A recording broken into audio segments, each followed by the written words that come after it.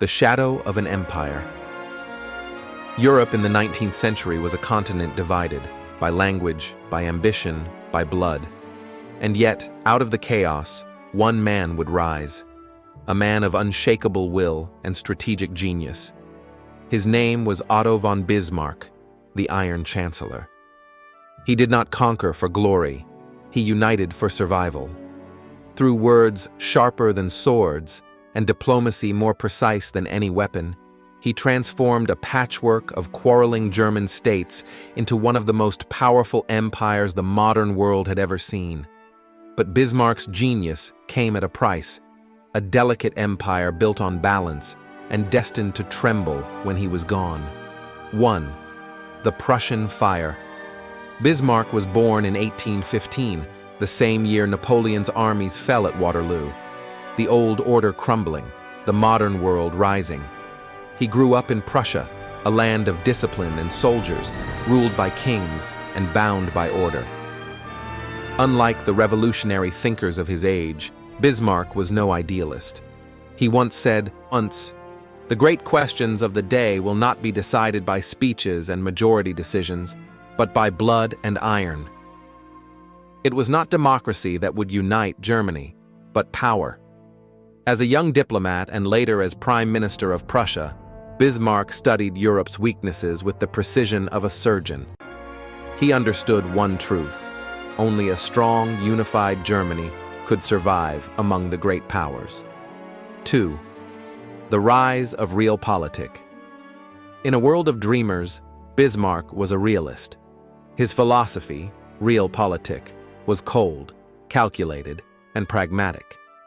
He believed that nations should act not out of emotion or morality, but out of interest and survival. To unify Germany, Bismarck would orchestrate a series of conflicts, not wars of destruction, but wars of design. Each step, each treaty, each provocation was deliberate. He used diplomacy like chess, every move bringing Prussia closer to dominance. 3. The wars that built a nation. The Danish War, 1864. Testing the waters, Bismarck's first move was subtle. He allied Prussia with Austria to seize the duchies of Schleswig and Holstein from Denmark. It was a small victory, but it awakened German pride and proved Prussia's strength. Behind closed doors, however, Bismarck was already preparing for the next stage, Austria itself. The Austro-Prussian War, 1866. Germany against Germany.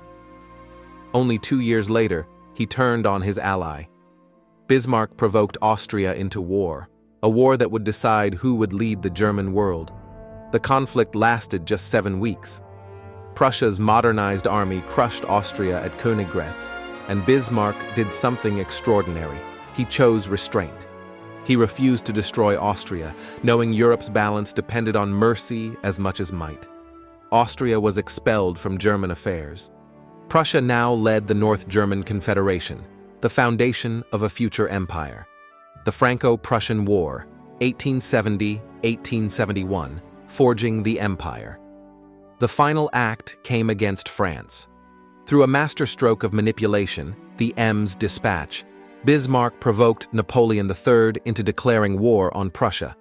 The southern German states, previously hesitant, rallied behind Prussia. In months, France was defeated. In the Hall of Mirrors at Versailles, the German princes gathered. And there, on January 18, 1871, they proclaimed King Wilhelm I as Emperor of a unified Germany. Bismarck had done the impossible. Sound mood, triumphant brass and drums fading into quiet reverence. But the man who united Germany would now face a greater challenge: keeping it together. 4. The Iron Chancellor's Peace. As Chancellor of the new German Empire, Bismarck turned from war to diplomacy. He had built Germany with blood and iron. Now he sought to preserve it with balance and caution. He knew Europe was a powder keg. One spark could ignite catastrophe. So he created a system of alliances and treaties, weaving a diplomatic web across the continent. He called it peace through strength. His primary goal, to isolate France, the humiliated enemy, and prevent a two-front war that could crush Germany. In 1873, he formed the Dreikaiserbund, the League of the Three Emperors, uniting Germany, Austria-Hungary, and Russia. In 1879, he built the Dual Alliance with Austria. And in 1887, the reinsurance treaty with Russia ensured peace in the East. Each move was designed to protect Germany without provoking Europe. For nearly 20 years, it worked. Europe stayed at peace, under Bismarck's invisible hand. 5. The domestic chancellor. Bismarck's genius extended beyond diplomacy. At home, he built the foundation of the modern welfare state, not out of compassion, but calculation. He saw socialism rising among industrial workers, a threat to royal authority. His solution was revolutionary. He gave the people what they wanted before they could demand it. Between 1883 and 1889, Bismarck introduced health insurance, accident insurance, and old age pensions. For the first time in history, a state took responsibility for the welfare of its citizens. It was a political masterstroke, and a glimpse into the future of governance. But even as he modernized Germany, Bismarck remained an autocrat at heart, suspicious of democracy, wary of ideology, loyal only to stability. 6. The fall of the Iron Chancellor. By the late 1880s, a new generation was rising, led by the young Kaiser Wilhelm II, impatient and ambitious. Where Bismarck valued caution, Wilhelm craved glory. He dreamed of empires overseas, of fleets and colonies, of Germany as a global power. The two men clashed, vision against experience. Bismarck once warned, "Politics is the art of the possible." Wilhelm wanted the impossible.